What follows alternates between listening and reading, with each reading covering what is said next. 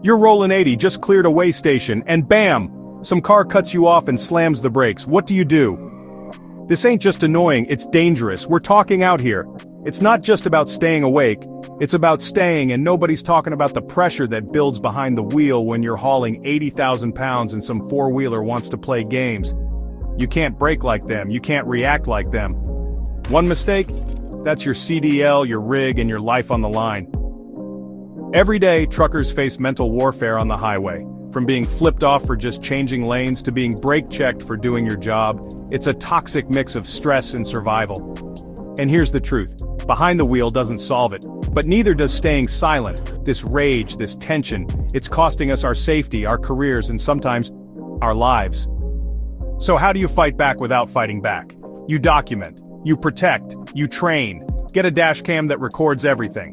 Learn de-escalation, yes, even in a Freightliner. Know your FMCSA rights and report brake checkers. Protect your mind with brakes, breathing, and boundaries. And if you're running a company, train your drivers. Don't just hand them keys. Equip them with mental and legal tools to handle these real-world traps.